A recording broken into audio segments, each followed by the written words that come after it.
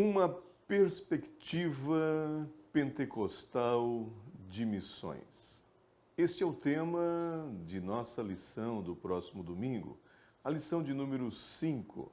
É o mesmo que dizer o ponto de vista pentecostal de missões. A paz do Senhor, eu sou o pastor Emílio Englen e estamos aqui para uma pré-aula da Escola Bíblica Dominical. Como já foi falado, nós estamos na lição de número 5, uma perspectiva pentecostal de missões, este ponto de vista muito importante para nós.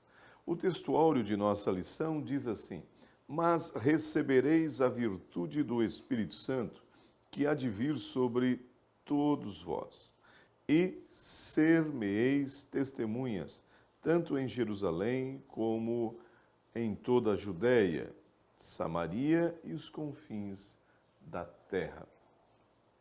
A verdade prática inserida em nossa lição diz o seguinte: o Espírito Santo derramado no Pentecoste é o mesmo Espírito que Deus deseja derramar de novo na igreja da atualidade. Esta é uma grande verdade. A igreja da atualidade não pode negligenciar isso. Deus ainda é o mesmo, Deus é o mesmo do dia do Pentecoste. E o Espírito Santo ainda está à disposição da igreja para atuar na obra de missões.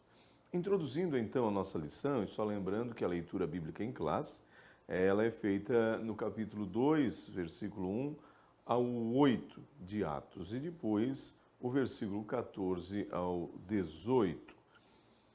Introduzindo então a nossa lição, nós temos algo muito importante. A paixão pelo evangelismo e missões é uma marca da identidade pentecostal no mundo. E especialmente em nosso território brasileiro, a nossa pátria, nós temos uma história muito grande de evangelismo, de pentecostalismo, de missões. E a gente louva a Deus por isso.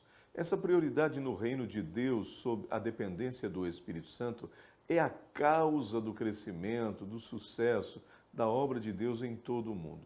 Aonde tem missões com a ajuda do Espírito Santo, com certeza ali haverá prosperidade. Veremos algumas características do pentecostalismo e a obra de missões. Nós temos então o tópico de número 1. O tópico de número 1 diz assim: uma perspectiva pentecostal de missões. E ele traz alguns subtópicos: somos evangélicos, somos pentecostais e a contribuição pentecostal nas missões. Agora, somos evangélicos. Historicamente, o evangélico é conhecido como alguém que enfatiza alguns pontos, é aquele que anuncia as boas novas, lógico, né? Mas nós sabemos que é aquele que tem o compromisso pessoal com Jesus a partir de um novo nascimento. A autoridade bíblica é uma outra característica, ele reconhece a autoridade bíblica. E também ele tem o apelo de anunciar a Cristo a outros. São algumas perspectivas que nós vimos aí do pentecostalismo e falando mais propriamente do evangélico. É uma necessidade anunciarmos o evangelho? Lógico que sim, observe bem. Se somos evangélicos, anunciamos o evangelho. Alexandre Duff foi um missionário presbiteriano escocês enviado à Índia há muitos anos atrás. Ele foi o primeiro missionário enviado além-mar pela Igreja da Escócia e que se destacou muito na evangelização de hindus e muçulmanos. E ele, uma certa ocasião, falou: a igreja que não evangeliza deixa de ser evangélica. E é uma grande verdade, a gente pode analisar isso. Duas coisas podem roubar essa característica da igreja. Uma delas é o ativismo secular. As pessoas que se dão tanto ao trabalho e se preocupam tanto com a vida material, tanto com a vida secular que acaba esquecendo da tarefa de evangelizar, do ide de Jesus. Outra coisa que tira e rouba essa característica da igreja é o comodismo. Pessoas acomodadas, pessoas que até têm tempo, mas eles não vão gastar tempo com a evangelização. Estão acomodados em coisas que conquistaram, estão acomodadas dentro de suas casas, de seus carros, e estão ali sem se preocupar com as almas. E isso é totalmente errado e triste, né, de observar. Somos evangélicos e o ponto 2, somos também pentecostais. No nosso caso, nós precisamos entender, e aí surge uma pergunta: pastor, há diferença entre ser evangélico e ser um evangélico pentecostal? Com certeza, sim, há diferença. Existem evangélicos que creem no poder do evangelho, mas não creem na doutrina do Espírito Santo, na pneumatologia. Não creem. Eles não aceitam o batismo com o Espírito Santo e nem as manifestações vinda também do Espírito Santo como dons espirituais. Eles até fazem bastante menção do fruto do Espírito, mas quanto aos dons, não. A igreja primitiva, não. A igreja primitiva é um modelo de igreja evangélica pentecostal, uma referência na obra de missões. Havia na igreja missões, evangelismo, mas também a manifestação dos dons espirituais. Então, fica bem claro, ser evangélico, ok, mas um evangélico pentecostal precisa crer na doutrina do Espírito Santo e os seus dons. Então, nós vimos o subtópico número 3, contribuições pentecostais às missões. Um acraseado, então, logo vai estar dizendo para as missões. Ora, o denominador comum em toda a diversidade teológica dos movimentos é a experiência com o Espírito Santo, que não difere da igreja primitiva. Se tornam parecidos. O Espírito Santo sempre contribuiu de forma dinâmica na obra de missões, na evangelização. Ele é a força motriz na terra. Sim, ele é a força motriz na vida do crente, dentro da tarefa missionária. É ele quem vai gerar essa energia para se fazer missões. Ele que vai dar ousadia na realização da obra de evangelização e de missões. A obra missionária, sem a contribuição do Espírito Santo, não teria êxito. Com certeza não. Seria sem vida, cansativa, sem sucesso. Por isso, sempre que Jesus deu a ordem, em cada ordem dos evangelhos, pode observar, em cada ordem ele dá a ordem para fazer a missão e logo em seguida ele faz a promessa do Espírito Santo. Ele diz: vão e façam discípulos, mas eu enviarei o Consolador. Ele está sempre dando a ordem e fazendo a promessa. Jesus já sabia que ele, o Paracletos, seria necessário, indispensável estar ao nosso lado para realizar tal tarefa na terra. O tópico de número 2, nós encontramos um tema bem importante. Olha só o título: a obra missionária depois do Pentecoste. E nós vamos encontrar aqui alguns pontos. A causa da obra missionária da igreja primitiva, ou da primitiva igreja, né, dessa primeira igreja. Nós vamos ver a expansão missionária da primeira igreja e uma frase muito interessante: Deus não faz acepção de pessoas. Olha que interessante. Até o dia do cumprimento da promessa sobre a descida do Espírito Santo, os discípulos estavam meio tímidos, medrosos, receosos, mas as palavras de Jesus em Atos 1:8, que é o nosso textuário, em que eles receberiam a virtude do Espírito Santo, então haveriam de serem testemunhas verdadeiras, isso tudo de fato se cumpriu. Pois no dia do Pentecoste, a igreja que nasceu debaixo do poder do Espírito Santo é impulsionada a fazer a obra missionária.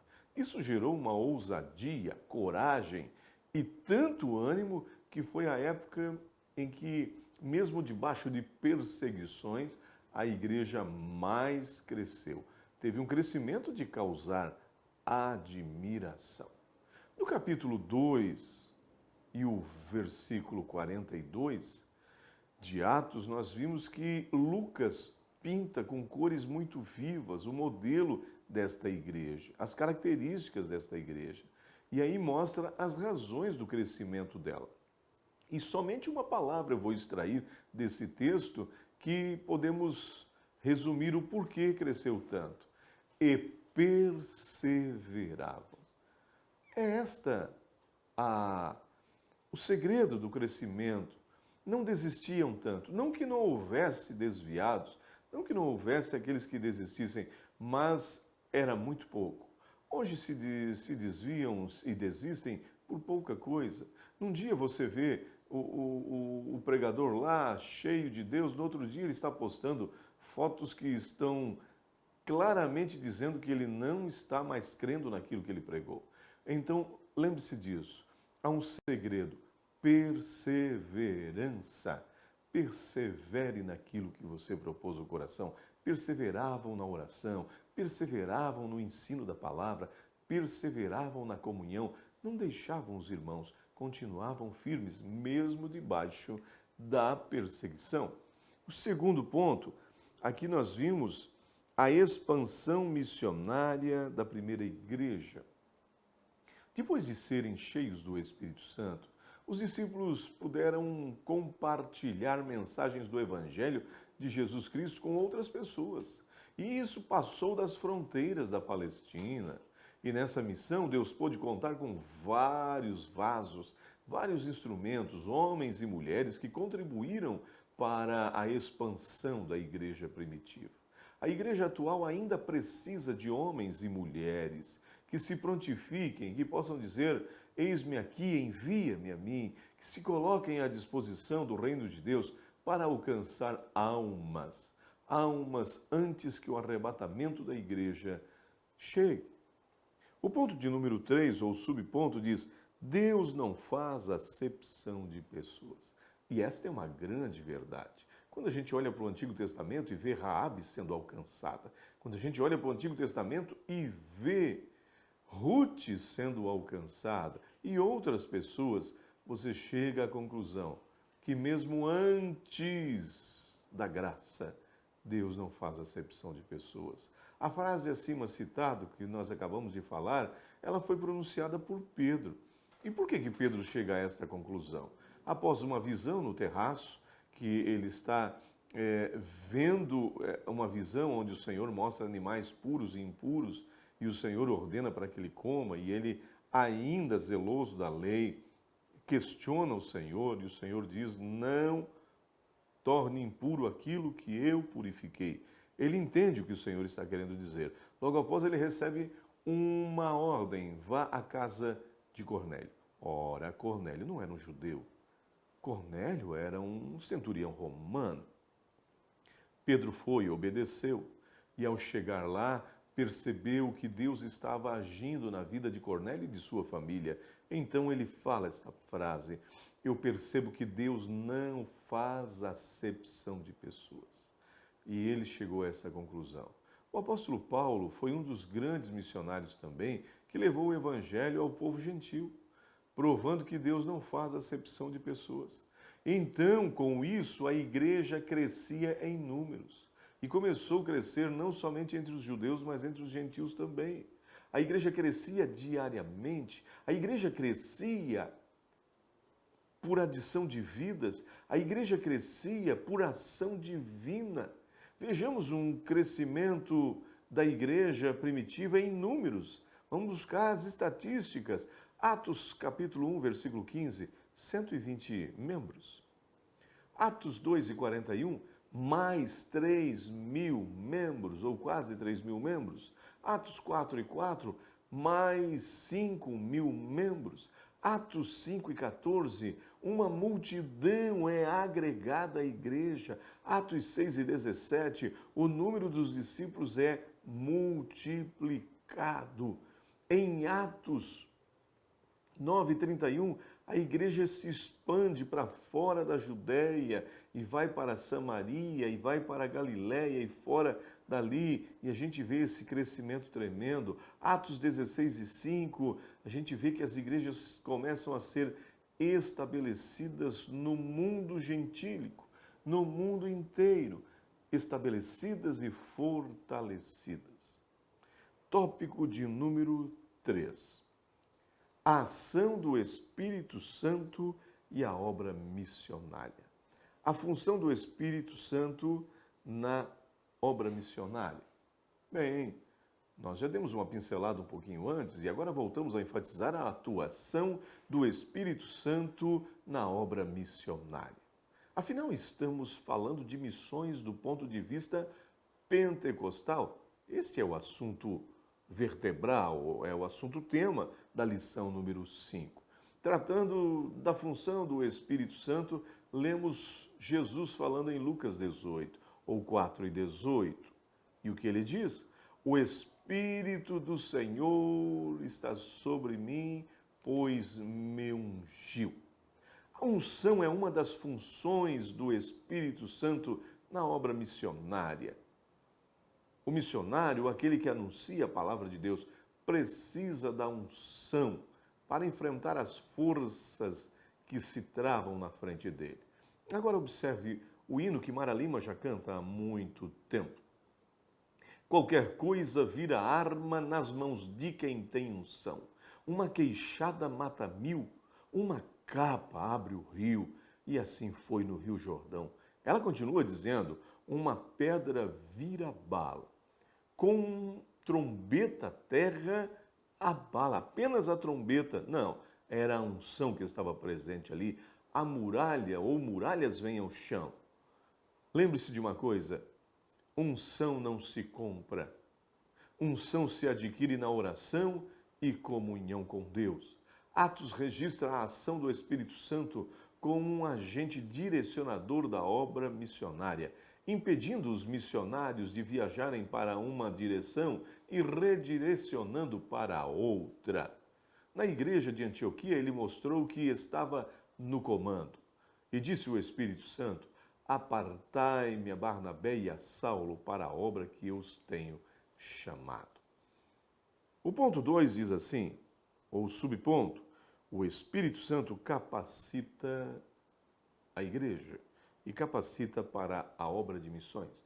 O Espírito Santo, ele dá unção, o Espírito Santo encoraja o missionário, o Espírito Santo consola o missionário, o Espírito Santo dirige a vida do missionário, ele também capacita o missionário. Eu tive essa experiência há quase 30 anos atrás, quando fui enviado à obra missionária, muito sem experiência, ainda bem novo. Então, eu me joguei na presença do Senhor e me coloquei ali, bem na frente do púlpito, sozinho dentro daquela igreja, e eu disse, Deus, eu preciso de capacitação. Capacita-me, porque de mim nada sei. E foi o que o Senhor fez. Já há quase 30 anos estou na obra do Senhor, pregando a palavra de Deus, sempre orientado pelo Espírito de Deus. Agora, nós vimos o último ponto de nossa lição, que está dizendo, age por meio do Espírito Santo. Observe bem, o Senhor, nesse tópico, o Espírito Santo tem funções, e uma dessas funções é ungir, dirigir, é capacitar, e aqui ele está falando da ação através do Espírito Santo de Deus. O Espírito Santo, ele escolhe, ele envia, ele capacita, ele direciona os evangelizadores. E o Espírito Santo é quem convence os pecadores do seu pecado e culpa, que abre os olhos para que as pessoas vejam Cristo. Essa é uma ação do Espírito. Não sou eu, não é você, não é o missionário. é a ação do Espírito Santo na vida das pessoas que estão ouvindo o Evangelho. Ele convence o homem do pecado, da justiça e do juízo. Ele atrai para ele capacita as pessoas também para reconhecer seu erro, arrepender-se e crer. É ele quem implanta na vida das pessoas que estão mortas espiritualmente. Ele implanta vida espiritual. Antes de Cristo enviar a igreja ao mundo, ele enviou o Espírito Santo para a igreja. E a igreja vai agir debaixo da unção do Espírito Santo. Há evidências na história, sim, na teologia missionária protestante, que houve uma negligência pneumatológica, vamos falar assim, do estudo do Espírito Santo ou da ação do Espírito Santo. Houve sim. E aí o que aconteceu? Foram afetados negativamente porque negaram a ajuda do Espírito Santo ao longo da história. Não tiveram sucesso. Infelizmente, a obra de missões nessas igrejas, nesses lugares, deixou de ter êxito. Por quê? Porque o Espírito Santo não comandou ali. Eu concluo esta lição dizendo o que está ali a nossa conclusão. Nós estudamos nessa lição uma das mais importantes contribuições dos pentecostais para a missão moderna. O povo pentecostal fez muitas missões e levou o Espírito Santo a muita vida. Muitas vidas precisavam ouvir sobre o Espírito Santo. O poder do Espírito Santo na vida da igreja foi muito marcante. Ocorreu, sim, alguns erros em alguns lugares, negligenciaram, mas muito o Espírito Santo ajudou a igreja. Isso ocorreu no ministério terreno de Jesus e depois dos discípulos e a igreja primitiva. E deve continuar sendo indispensável nos nossos dias. Não pode terminar isso. Não dispense a ajuda do Espírito Santo. Deixa ele agir. A presença santa do Espírito de Deus garante o sucesso e a eficácia na obra missionária em pleno século XXI. Então, acredite, creia que o Espírito Santo de Deus é indispensável. Voltamos a meditar no que disse Jesus em Lucas 4,18. O Espírito do Senhor está sobre mim, pois me ungiu para evangelizar. Que Deus te abençoe e até a próxima lição.